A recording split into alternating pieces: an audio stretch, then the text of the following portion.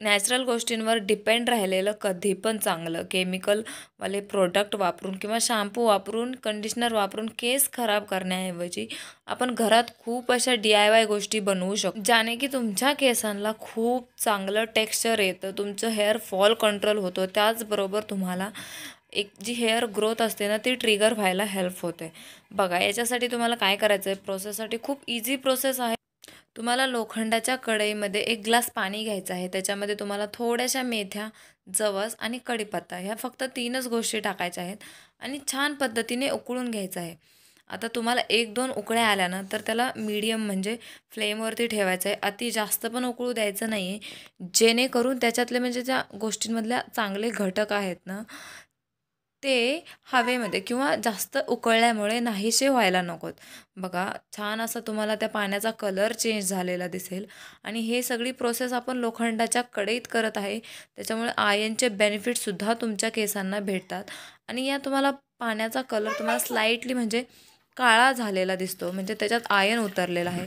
तुमच्याकडे लोखंडाचं भांडं नसेल तर तुम्ही नॉर्मल भांड्यामध्ये सुद्धा करू शकता, पण लोखंडाचं भांडं असेल तर अतिउत्तम. बघा, छान गाळून घेतल्यानंतर तुम्हाला नॉर्मल टेम्परेचरला येऊ द्यायचं आहे हे. तर मी जास्त बनवलं आहे. तुम्ही तुमच्या 1 जणासाठी बनवत असेल तर तुम्हाला तेवढंच पाणी घ्यायचं आहे. आणि बघा, हे सिरम किंवा हे जे आपलं टोनर आहे ना, ते खूप साऱ्या गोष्टी करतं. म्हणजे हे तुम्हाला पूर्ण मुळांपासून शेंड्यापर्यंत लावायचं आहे. बघा, कुठलं पण hair pack, hair mask, Serum, toner तुमच्या केसांवर लावण्या अगोदर तुम्हाला काय करायचं आहे, केस छान विंचरून घ्यायचे आहेत, जेणेकरून तुमचं जे एक्सेस हेअर फॉल होतं ना, ते होणार नाही. म्हणजे हेअर वॉश करताना वगैरे.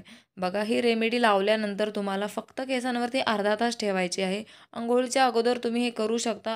अगदी खूप कमी टाईम टेकिंग आहे. खूप छान बेनिफिट्स भेटतात. याच्यात आपण मेथ्या वापरलेल्या आहेत, त्याच्यामुळे ते तुमच्या हेअर ग्रोथला ट्रिगर करते. त्याचबरोबर हेअर फॉल कंट्रोल करायला सुद्धा हेल्प करते आणि ज्याच्यात जर आपण जवस वापरला आहे ना, ते तुमच्या केसांना खूप चांगलं म्हणजे शाईन, सिल्की आणि लस्टर ह्या तिन्हीसुद्धा गोष्टी म्हणजे ज्यांना अंड वापरायला प्रॉब्लेम आहे ना केसांवरती, ते डोळं झाकून जवस वापरू शकतात. कारण की ते एवढं छान टेक्स्चर देतं. अगदी तुम्ही केसांना स्ट्रेटनिंग वगैरे करता त्या पद्धतीने तुमचे केस खूप छान स्ट्रेट होतात आणि हे सगळं नॅचरली असतं. याचे साईड इफेक्ट नसतात. तुमच्या केसांना स्प्लिट एंड्सची वगैरे प्रॉब्लेम असेल ना, तर तीसुद्धा रिकवर होते तुमची ह्या टोनरमुळे. आणि याच्यात जो आपण कढीपत्ता वापरलेला आहे, ते तर तुम्हाला माहिती आहे. आपल्या प्रत्येक हेअर रेमेडीमध्ये कढीपत्ता हा असतोच.